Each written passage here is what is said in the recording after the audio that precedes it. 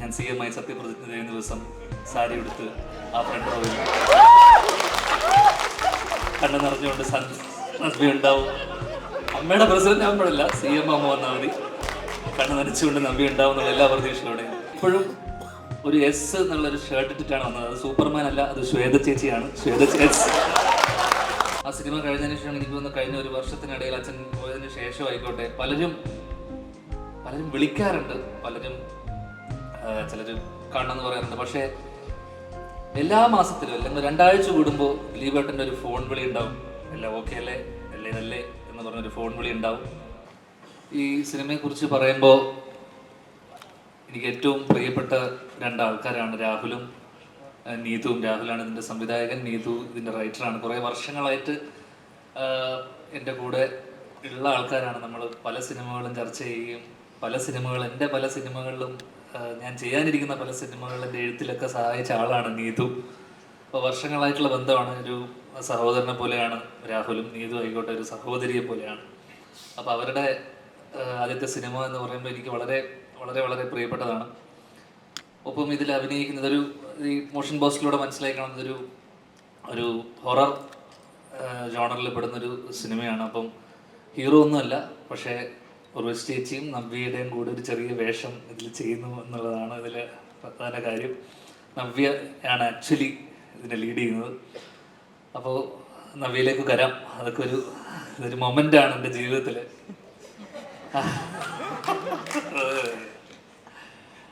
അപ്പോൾ ഇത് ഗഫൂർക്ക ഇതിൻ്റെ പ്രൊഡ്യൂസറാണ്, കോ പ്രൊഡ്യൂസേഴ്സ് ആയിട്ടുള്ള ആൾക്കാർ. ഇവരൊക്കെ വർഷങ്ങളായിട്ടുള്ള ബന്ധവും പരിചയമാണ്. അപ്പം എന്തായാലും കാസ്റ്റിൽ ഉൾപ്പെടുന്ന ആൾക്കാരൊക്കെ ബാക്കി നവ്യ കഴിഞ്ഞ് കഴിഞ്ഞാൽ ഉർവശി ചേച്ചി, റോണി ചേട്ടൻ, ഇവിടെ എത്തിച്ചേരാൻ പറ്റാത്ത സിദ്ധാർത്ഥ് വരദൻ, മധുചേട്ടൻ, വിഷ്ണു, അങ്ങനെ വളരെ മിസ് ചെയ്തു പോയോ? ഇല്ല, ഇത്രയും ആൾക്കാർ അത്യാവശ്യം തിരക്കില്ലാത്തൊരു കാസ്റ്റും ക്രൂവാണ്. ടെക്നീഷ്യന്മാരൊക്കെ എനിക്ക് പരിചയം കുറച്ച് പേര്. ക്യാമറമാനൊക്കെ ചെന്നൈയിൽ നിന്നല്ലേ. അപ്പോൾ മ്യൂസിക് അരുൺ ഇല്ലേ? അരുൺ ആണ് ഇതിൻ്റെ മ്യൂസിക്. അപ്പോൾ എന്തായാലും തിരക്കേടില്ലാത്തൊരു സിനിമയായിരിക്കും എന്ന് വിചാരിക്കുന്നു. എടുത്തു പറയേണ്ട കുറച്ച് ആൾക്കാരുണ്ട്. ഈ നമ്മൾ ക്ഷണിച്ചിട്ട് വന്ന കുറച്ച് ആൾക്കാരുണ്ട്. അതിൽ അവരോടുള്ള നന്ദി പറച്ചിലാണ് ഇനി അടുത്തുള്ളത്. അതിൽ പ്രധാനമായിട്ട് പറയാനുള്ളത്, കഴിഞ്ഞ ദിവസം ഒരു സിനിമ കാണാനിടയുണ്ടായി. ആ സിനിമയിൽ എനിക്ക് പരിചയമില്ലാത്തതും എനിക്കറിയാത്തതുമായിട്ടുള്ള പല കാര്യങ്ങളും ആ സിനിമയിലൂടെ പഠിക്കാൻ പറ്റി, അറിയാൻ പറ്റി. എൻ്റെ ദുഃഖത്തിലും സന്തോഷത്തിലൊക്കെ പങ്കുചേർന്ന വർഷങ്ങളായിട്ട് കൂടെയുള്ള ഒരാളാണ്. ആ സിനിമ സ്പാ. അതിൽ അഭിനയിച്ച ആള് മേജർ രവി. പോയോ? എന്നോട് നിർബന്ധിച്ച് കാണാൻ പറഞ്ഞതാണ് കുടുംബത്തോടൊപ്പം. ഞാൻ കുടുംബത്തോടൊപ്പം ഇരുന്ന് ആ പടം കണ്ടു തുടങ്ങി. പിന്നെ നിർബന്ധിച്ചു, ഞാൻ കണ്ടു. അറിയാത്തതും അറിയാൻ പാടില്ലാത്ത പല കാര്യങ്ങളും അതിൽ അറിയാനുണ്ടായിരുന്നു, മനസ്സിലാക്കി.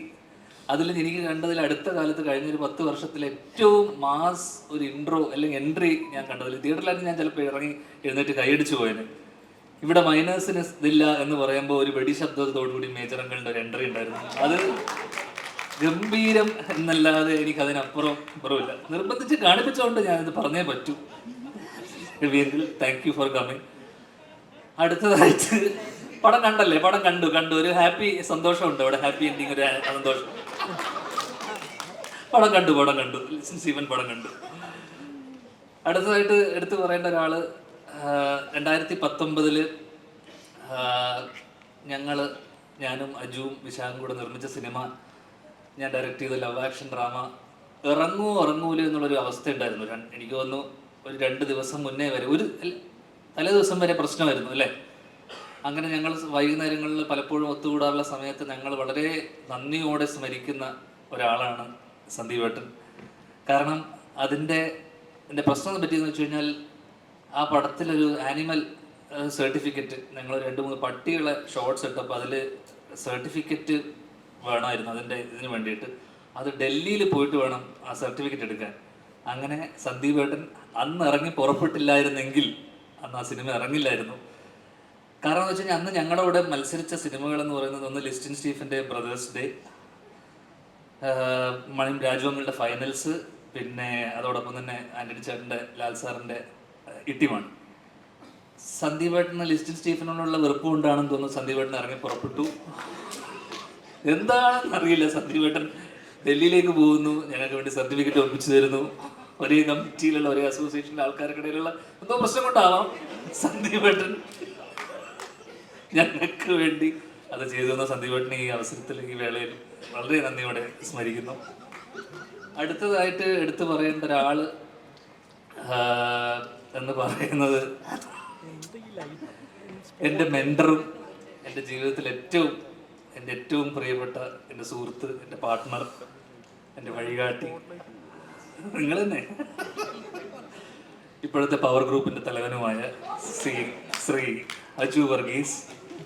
ഒരുപാട് കാര്യങ്ങൾ പറയണം. അതിൽ പ്രധാനമായിട്ടുള്ള കാര്യം, ഞാൻ കഴിഞ്ഞ ഒരു 2 മാസം മുന്നേ ഈയിടെയായിട്ട് സിനിമ കുറച്ച് കുറയ്ക്കുകയും സ്റ്റേജ് ഷോയിലാണ് ഫോക്കസ് ചെയ്യുന്നത്. സ്റ്റേജ് ഷോ, പരസ്യം, അങ്ങനെയുള്ള പരിപാടികൾ. അങ്ങനെ സ്റ്റേജ് ഷോയിൽ വേണ്ടിയിട്ട് ഞാൻ ഓസ്ട്രേലിയയിൽ ഇരിക്കെ എനിക്കൊരു ഫോൺ കോൾ വരുന്നു. അതിനിടക്ക് എന്നെ വിളിച്ചിട്ട് ഇങ്ങനെ കുറച്ച് കാര്യങ്ങൾ പറയാറുണ്ടായിരുന്നു. അപ്പോൾ എന്നോട് പറഞ്ഞു വിജയ്, തമിഴ്നാടൻ വിജയ് CM ആയപ്പോൾ ഞാൻ തീരുമാനിച്ചു അടുത്തൊരു 15 വർഷത്തിലേക്ക് CM ആവാം എന്നുള്ളൊരു തീരുമാനം എടുത്തിരിക്കുകയാണ്. എന്നെ അജു വിളിച്ച് പറയുന്നത്, നീ ആദ്യം CM ആവണ്ട, അതിനു മുന്നേ ഇതൊക്കെ പറഞ്ഞതല്ലേ, നീ CM ആവണ്ട, അതിനു മുന്നേ അതിന് ഒരു ബേബി സ്റ്റെപ്പ് എന്നുള്ള രീതിയിൽ ആദ്യം അമ്മയുടെ പ്രസിഡന്റ് ആവാം നമുക്ക്. ഏത് അമ്മയുടെ പ്രസിഡന്റ് ആയതിനു ശേഷം നമുക്ക് 15 വർഷത്തിനുള്ളിൽ നമുക്ക് ചാരിറ്റിയൊക്കെ ചെയ്യണം. ആൾക്കാരെ പറ്റിക്കാൻ കണ്ണിൽ പൊടിയുന്നത് ചാരിറ്റിയൊക്കെ ചെയ്ത് വിജയ് ചെയ്ത പോലെ. എന്നിട്ട് നമുക്ക് പതിയെ CM ആവാം. ആദ്യം അമ്മയുടെ പ്രസിഡന്റ് ആയതിനു ശേഷം CM ആവാം. ഓസ്ട്രേലിയയിൽ ഇരിക്കുന്നു.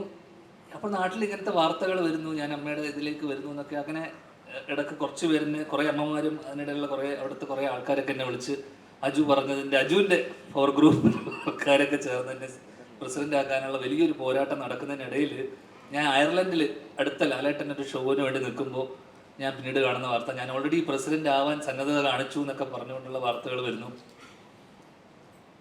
ഈ പവർ ഗ്രൂപ്പ് എന്ന് പറഞ്ഞാൽ ദിലീപേട്ട നിങ്ങളല്ല, അത് അജു വർഗീസാണ്.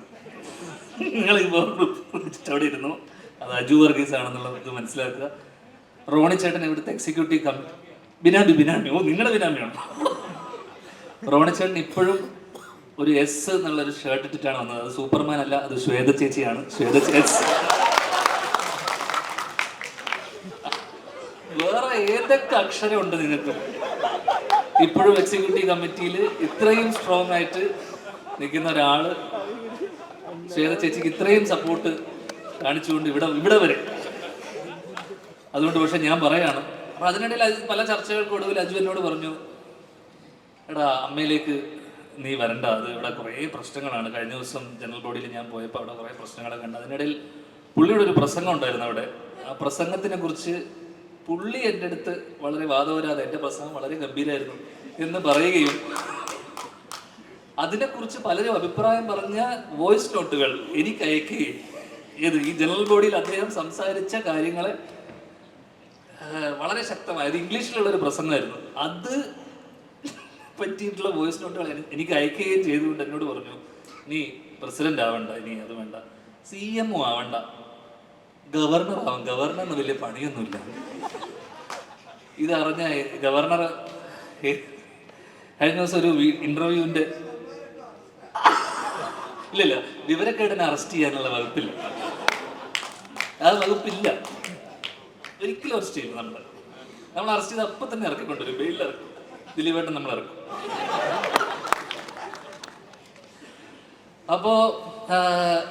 അപ്പൊ ഞാനിപ്പോ ഇവിടെ പറയാൻ വിചാരിച്ച സാധനം എന്ന് വെച്ചാൽ, ഒരിക്കലും അതിനിടയിൽ എൻ്റെ അമ്മ എന്നോട് പറഞ്ഞു, മോനെ നീ അമ്മയുടെ പ്രസിഡന്റ് ആവാൻ പോകണമെന്ന് കേട്ടു മോനെ, അത് ഒരിക്കലും പാടില്ല, അച്ഛനൊരിക്കലും ആവാതിരുന്നതിൻ്റെ കാരണം നമ്മൾ സ്ട്രെയിറ്റ് ഫോർവേഡ് ആയിട്ടുള്ള ആൾക്കാർക്ക് അച്ഛനെ പോലുള്ള ആൾക്കാർ, എന്നെ പോലുള്ള ആൾക്കാർക്ക് അത് പറ്റില്ല. നമ്മൾ ചില കാര്യങ്ങൾ കണ്ണടക്കേണ്ടി വരുന്നു. എനിക്കത് മനസ്സിലായില്ല. പക്ഷേ CM ആയി എവിടെയും ഒതുങ്ങിക്കൂടാനിരുന്ന് ആഗ്രഹിച്ച എന്നെ അമ്മയുടെ പ്രസിഡന്റ് ആക്കി തീരൂ എന്നടങ്ങിയ വാശിയുള്ള എൻ്റെ മെൻറ്ററിനെ ഈ വേദിയിലേക്ക് ഞാൻ വീണ്ടും സ്വാഗതം ചെയ്യുന്നു. അതോടൊപ്പം തന്നെ ഒരിക്കലും ആവാൻ പാടില്ലാത്ത ഞാൻ ആഗ്രഹിക്കാത്ത അമ്മയുടെ പ്രസിഡന്റ് സ്ഥാനം ഞാൻ ഇവിടെ രാജിവെക്കും. രാജിവെച്ചു. ഇനി ചിലപ്പോൾ തിരിച്ചു വന്നാലും വരും. അടുത്തതായിട്ട് പറയാനുള്ളത് എൻ്റെ ഏറ്റവും പ്രിയ സുഹൃത്ത്, ഒരു വിളിക്കപ്പുറം ഉള്ള ഒരാളാണ് സാക്ഷാൽ ലിസ്റ്റിൻ സ്റ്റീഫൻ. കഴിഞ്ഞ ദിവസം ഒരു റിവ്യൂവർ എന്നെക്കുറിച്ച്, റിവ്യൂവർ എല്ലാവർക്കും അറിയാം, അശ്വന്ത്, എന്നെക്കുറിച്ച് പറഞ്ഞ കുറച്ച് കാര്യങ്ങളായിട്ട് എന്നെ രാവിലെ, ഉച്ചയ്ക്ക്, വൈകുന്നേരം അങ്ങനെ 3 തവണ വിളിച്ചു. ലിസ്റ്റിൻ സ്റ്റീഫൻ വിളിക്കണമെങ്കിൽ എന്തോ ഒരു കാര്യമുണ്ടല്ലോ എന്ന് അറിഞ്ഞ് ഞാൻ ഫോൺ എടുത്ത് അളിയനെക്കുറിച്ച് ഒരാൾ നല്ലത് പറഞ്ഞു എന്ന് പറഞ്ഞ സന്തോഷത്തിൽ അദ്ദേഹം ആനന്ദാശ്രു ഒഴിച്ചു. കാരണം ഒരു പൊട്ടനെ പറ്റി വേറെ ഏതോ ഒരു മരപ്പൊട്ടൻ പറയുകയാണെന്നുള്ള സന്തോഷമായിരുന്നു ലിസ്റ്റിൻ സ്റ്റീഫന്റെ ഉള്ളിൽ എന്ന് എനിക്കത് മനസ്സിലാക്കാനുള്ള ബുദ്ധി എനിക്കുണ്ട്. ഈയിടെയായിട്ട് അദ്ദേഹം സിനിമ, അപ്പം ഞാൻ ചോദിച്ചു, അളിയൻ സിനിമയൊന്നും പ്രൊഡക്ഷനൊന്നും ചെയ്യുന്നില്ലേ എന്ന് ചോദിച്ചപ്പോൾ ഇല്ല, ഞാനൊരു ചെറിയ ബ്രേക്ക് എടുത്തിരിക്കുകയാണ് അളിയൻ, ഞാനിപ്പോൾ അടുത്ത കാലത്ത് തിയേറ്റർ വ്യവസായത്തിലേക്ക് പുള്ളി ഫോക്കസ് ചെയ്യുകയാണെന്നുള്ള കാര്യം ഞാൻ പിന്നീട് അറിഞ്ഞു അതിനുശേഷം. പക്ഷെ എനിക്ക് പറയാനുള്ള കാര്യം അത് വലിയൊരു മണ്ടത്തരമാണെന്ന് എനിക്ക് തോന്നുന്നു. കാരണം എല്ലാ വർഷവും ഇപ്പം സിനിമയുടെ എണ്ണം കുറഞ്ഞു, എല്ലാ വർഷവും 5ഉം 10ഉം സിനിമ എഴുതുന്ന ലിസ്റ്റിൻ സ്റ്റീഫന്റെ സിനിമകളാണ് അദ്ദേഹത്തിന്റെ തിയേറ്ററിൽ തന്നെ ഓടിച്ച് കളിച്ചുകൊണ്ടിരുന്നത്.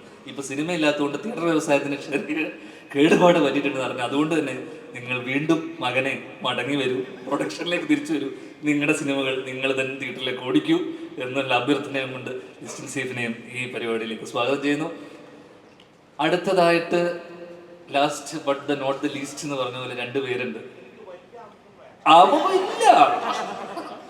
ഇല്ല 2 പേരെ കുറിച്ച് പറഞ്ഞേ പറ്റുള്ളൂ എന്ന്, ദിലീപേട്ടനും നവ്യയും. അതിൽ പ്രധാനമായിട്ടും ദിലീപേട്ടൻ ഒന്നുമില്ല, അച്ഛൻ പോയതിന് ശേഷം സ്വാഭാവികമായിട്ടും ഞങ്ങളൊരു കഴിഞ്ഞ വർഷം പ്രിൻസ് ആൻഡ് ഫാമിലിയാണ് അവസാനം ഓടിയ പടം, ഓർമ്മയിൽ എന്നും ഉണ്ടാവും. അപ്പോൾ ആ സിനിമയ്ക്ക് ശേഷം ചിലപ്പോൾ പല ബന്ധങ്ങളും സിനിമ കഴിയുന്നതോടുകൂടി അത് പലപ്പോഴും ഇല്ലാതാവും. ആ സിനിമ കഴിഞ്ഞതിന് ശേഷം എനിക്ക് തോന്നുന്നു കഴിഞ്ഞ ഒരു വർഷത്തിനിടയിൽ അച്ഛൻ പോയതിന് ശേഷം ആയിക്കോട്ടെ പലരും വിളിക്കാറുണ്ട്, ചിലർ കാണണമെന്ന് പറയാറുണ്ട്. പക്ഷേ എല്ലാ മാസത്തിലും അല്ലെങ്കിൽ 2 ആഴ്ച കൂടുമ്പോൾ ദിലീപേട്ടൻ്റെ ഒരു ഫോൺ വിളി ഉണ്ടാവും. എല്ലാം ഓക്കെ അല്ലേ, അല്ലേ നല്ലേ എന്ന് പറഞ്ഞൊരു ഫോൺ വിളി ഉണ്ടാവും. അതിനിടയിൽ അടുത്ത കാലത്ത് എനിക്ക് തോന്നുന്നു അന്ന് പോയി അച്ഛൻ്റെ മരണസമയത്ത് വന്ന പലരും തന്നെ പിന്നീട് വീട്ടിലേക്ക് വരികയോ അല്ലെങ്കിൽ കാണാൻ വരികയോ ഒന്നും ഉണ്ടായിട്ടില്ല.